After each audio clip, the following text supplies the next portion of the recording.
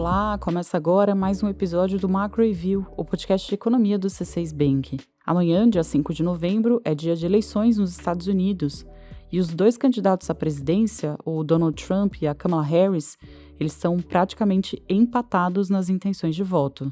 As últimas pesquisas eleitorais mostram que a vantagem da Kamala diminuiu, o que intensificou então as apostas em uma possível vitória do Trump. Esse cenário causou uma alta da cotação do dólar mundo afora. Então, o que esperar do impacto dessas eleições americanas na economia mundial? E como é que tudo isso vai afetar o câmbio?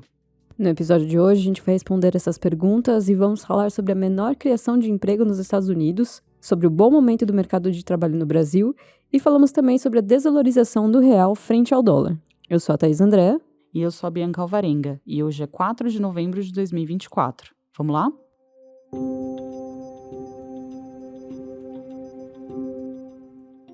O dólar está em alta no mundo todo. Essa valorização veio com o avanço do Donald Trump nas pesquisas e o aumento das apostas numa vitória republicana nos Estados Unidos. Esse movimento das expectativas causou o que o mercado chamou de Trump Trade, ou seja, os investidores já começam a ajustar os preços dos ativos financeiros, antecipando os efeitos de um possível novo governo Trump. O mercado acredita que, se o republicano realmente for eleito, ele pode propor políticas que alimentariam a inflação. A gente vai explicar um pouco melhor quais são essas principais propostas. Mas o fato é que a perspectiva de preços maiores nos Estados Unidos já fez os juros de longo prazo subirem. Isso porque, no futuro, o Federal Reserve, o Fed, o Banco Central Americano, ele teria menos espaço para seguir cortando juros diante dessas pressões inflacionárias.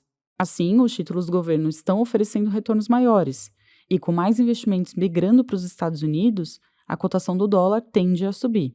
O índice DXY, que mede o desempenho do dólar frente a outras moedas fortes, como o euro, o iene e a libra esterlina, esse índice avançou 4% entre setembro e outubro.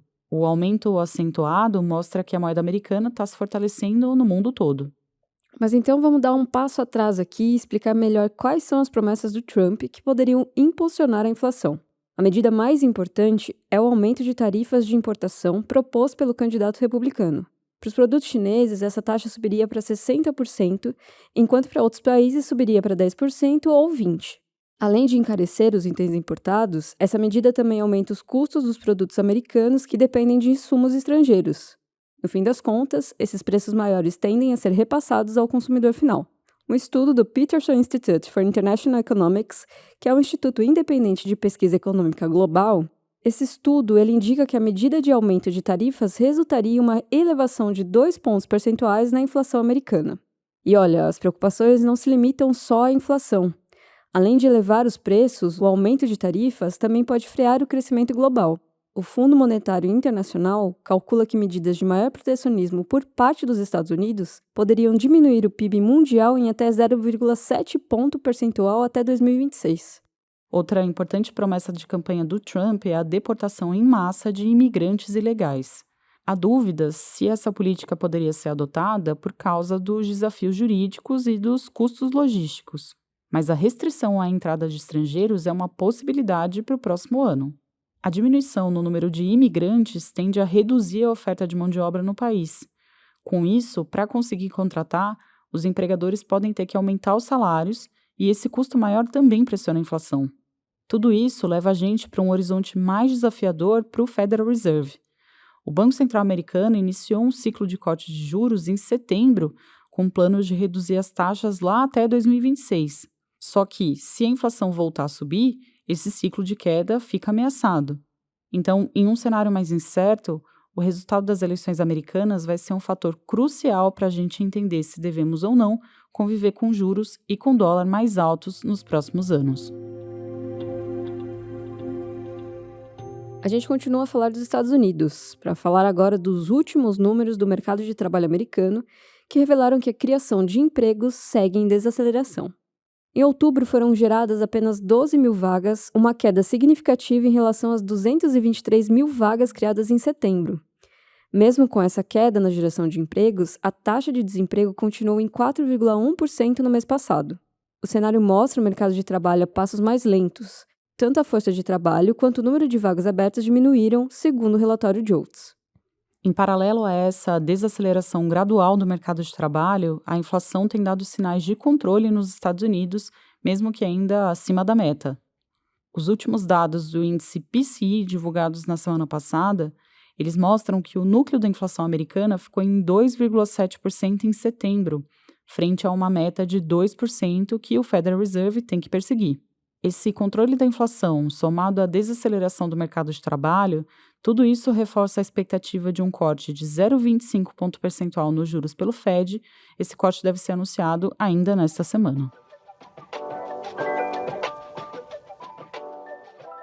Agora a gente passa para o quadro Mercados Globais. É o espaço em que a Marina Valentini, estrategista do JP Morgan Asset Management, analisa o movimento nos mercados lá de fora e a forma como investidores estão recebendo as notícias do campo econômico. Hoje a Marina fala sobre como estão as ações e a renda fixa em meio à expectativa pelas eleições americanas, que, como a gente falou, estão bem acirradas.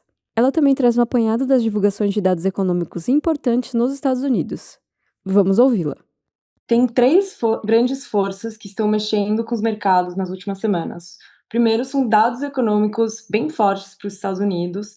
Segundo, resultados sólidos de lucros corporativos agora no terceiro trimestre nos Estados Unidos. E, claro, terceiro, toda essa atenção, muita atenção voltada para as eleições dos Estados Unidos essa semana.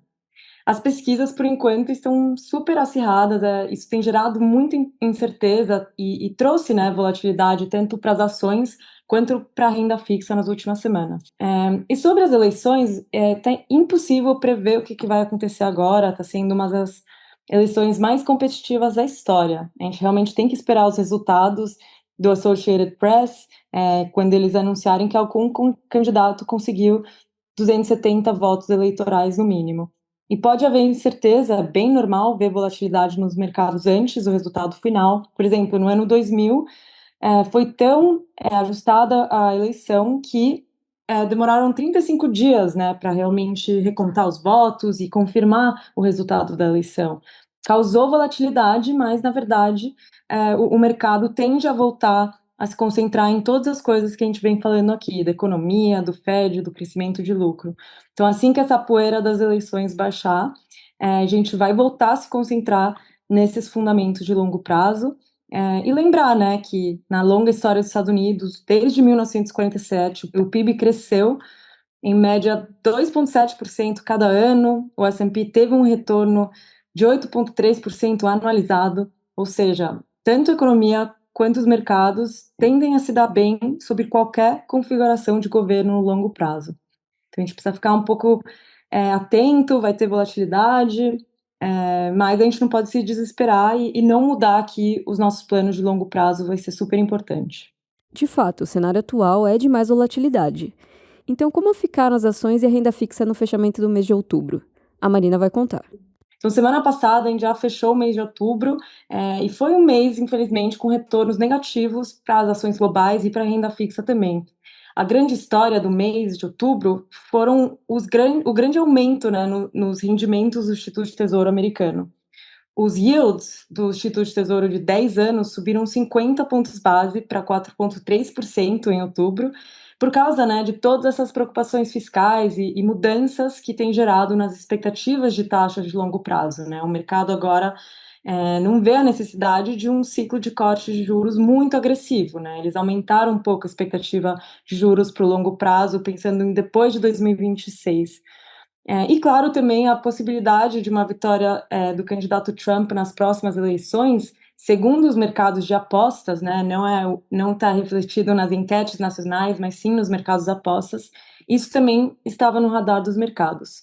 E o índice S&P 500 sofreu um pouco, né, tanto com juros mais elevados e toda essa volatilidade pelas eleições, e acabou caindo 0,9% em outubro. A semana passada a gente teve uma semana cheia de dados, a maioria apontando que a ideia do pouso suave, né, que a economia possa desacelerar sem causar uma recessão forte, continua firme. A gente teve o PIB, né, preliminar do terceiro trimestre, mostrou que a economia dos Estados Unidos cresceu ainda uma taxa anualizada bem forte de 2,8%, e o consumo doméstico foi realmente o destaque, né, continua sendo o destaque, subiu 3,7%, foi a taxa de crescimento mais forte para o consumo desde o primeiro trimestre de 2023. Então, boas notícias para a economia. A gente espera que o quarto trimestre desse ano venha com o PIB talvez um pouco mais fraco, mais perto da tendência de crescimento de longo prazo em torno de 2%. Mas ainda assim a gente vê, né, o pouso suave acontecendo. E outro ponto forte, né, grande destaque da semana passada foram os dados de mercado de trabalho para outubro. A gente viu essa surpresa negativa, o mercado esperava um aumento de 100 mil empregos no mês, mas as contratações no mês de outubro aumentaram só 12 mil. E foi uma leitura, né, um pouco distorcida por causa do efeito dos furacões de outubro, da greve também que houve de uma empresa, da Boeing. Então foi uma leitura, né, com bastante volatilidade. Também mostrou que os 2 meses anteriores de dados de mercado de trabalho foram revisados para baixo, mas a taxa de desemprego ficou estável em 4,1%, que é um bom ponto, é super importante. Então, esse relatório mais fraco de empregos deu uma força para o mercado de títulos na sexta, com os rendimentos até caindo um pouco, porque apoia a ideia de que o Fed pode continuar cortando as taxas de juros. E a gente acha que faz sentido, né? O Fed com esses dados, a economia sólida, mas o mercado de trabalho desacelerando um pouco, faz sentido que eles cortem os juros nessa quinta-feira, 25 pontos base. Os mercados já estão apostando 95% de probabilidade que isso aconteça.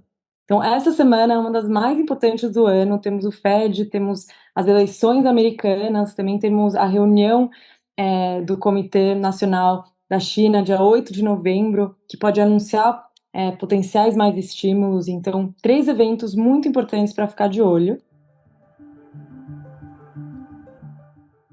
Nosso assunto agora é o Brasil. Eu falei agora há pouco que o dólar está ganhando força globalmente. Mas não só isso, né? Desde o começo de outubro, o real já acumula uma desvalorização de 8%. Uma parte disso é explicada pelo fortalecimento global do dólar diante das eleições americanas, como a gente comentou agora há pouco. Mas também tem fatores internos que intensificaram a saída de recursos do Brasil, principalmente o quadro das contas públicas. Existe um debate em torno da execução do arcabouço fiscal. Com o crescimento das despesas obrigatórias do governo, os gastos não obrigatórios podem ser comprimidos a ponto de inviabilizar o próprio funcionamento da máquina pública. Diante dessa trajetória preocupante, existia a expectativa de um anúncio de medidas para reestruturar os gastos obrigatórios logo após o segundo turno das eleições municipais. A gente até falou sobre isso na edição 132. Mas esse anúncio ainda não aconteceu. Os jornais têm falado em um corte de gastos entre 30 bilhões e 50 bilhões de reais. Por hora, a gente acredita que essas propostas devem ter um impacto limitado sobre o orçamento. Na nossa avaliação, os números citados dificilmente serão alcançados e ainda assim não são suficientes para equilibrar as contas públicas. Apesar do possível esforço, o endividamento do governo deve continuar a subir. Nesse cenário, os investidores tendem a continuar retirando recursos do país, o que pode trazer pressões para o câmbio. Bom, falando agora de mercado de trabalho, a queda do desemprego no Brasil provou mais uma vez o bom momento do emprego por aqui. A taxa de desocupação caiu para 6,4% em setembro, que é o menor patamar para esse mês em toda a série da Pesquisa Nacional por Amostra de Domicílios Contínua, a PNAD. O desemprego continua bem abaixo da média histórica, que é de 10%, o que reforça a percepção de uma economia aquecida. O número de brasileiros empregados atingiu um novo recorde no trimestre encerrado em setembro. São 103 milhões de pessoas trabalhando. E com mais gente ocupada e com os salários subindo, a massa de rendimentos foi de 328 bilhões de reais, também a maior da série. Mesmo que a melhora no mercado de trabalho seja positiva, para que esse cenário se sustente, é preciso existir ganhos de produtividade. Sem esses ganhos, o aumento dos salários além da produtividade pode pressionar a inflação, principalmente no setor de serviços. Nos últimos 12 meses, os preços dos serviços subiram mais que a média da inflação geral, foram 4,8% contra 4,4% do IPCA. A nossa expectativa é de que o desemprego continue próximo ao nível atual até o final do ano. E nesse contexto, é esperado que a inflação permaneça elevada. Para a política monetária, isso significa que uma Selic abaixo dos 2 dígitos ainda está fora do horizonte, pelo menos por enquanto. Hora da nossa agenda. Eu compartilho agora os dados econômicos que a nossa equipe acompanha nos próximos dias. Entre hoje, dia 4, e o dia 8 de novembro, a gente vai ter a reunião do Comitê Permanente do Congresso Nacional do Povo da China. Vai ser importante acompanhar essa agenda, uma vez que existe a expectativa para possíveis anúncios de estímulos econômicos, como a Marina Valentini mencionou. Na terça-feira, 5 de novembro, acontecem as eleições dos Estados Unidos. Como a gente falou, as pesquisas mostram uma disputa bem acirrada entre os democratas e os republicanos pela Casa Branca. Todo mundo vai acompanhar essas eleições bem de perto. Na quarta-feira, 6 de novembro, o Banco Central divulga a decisão do Copom. A gente espera uma elevação de 0,5 ponto percentual nos juros brasileiros, o que levaria a Selic para 11,25%. Na quinta-feira, 7 de novembro, tem decisão de política monetária nos Estados Unidos. A expectativa é que o Fed continue cortando juros, mas num ritmo gradual, com o segundo corte sendo de 0,25 ponto percentual. E para fechar a semana, na sexta-feira, 8 de novembro, o IBGE publica o IPCA de outubro. A gente espera uma alta próxima de 0,5% na inflação, impulsionada pelo item de energia elétrica e também pelo grupo de alimentação no domicílio. A gente explicou, inclusive, no nosso último episódio aqui do podcast, como a falta de chuvas tem influenciado a inflação, em especial desses dois itens que eu citei agora há pouco, da conta de luz e dos alimentos.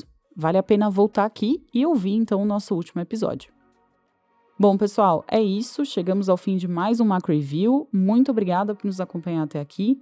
Se você gostou do podcast de hoje, aproveita então para deixar um comentário e seguir o nosso canal na sua plataforma favorita.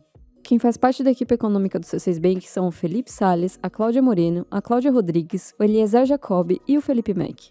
A produção e o roteiro são desse time todo junto com a Bianca Alvarenga e Marina Rapa. A edição de som e a locução de hoje ficou comigo, Thaís Andréa. E a divulgação nas redes sociais fica com a Maria Fernanda Pedroso. Lembrando que você pode seguir o Macro Review na sua plataforma favorita de podcasts. Assim, quando a gente publicar um novo episódio, você vai ser notificado. É bom para quem quer ficar por dentro da economia e para quem quer conhecer uma visão original dos fatos econômicos. Uma boa semana para você e até a próxima!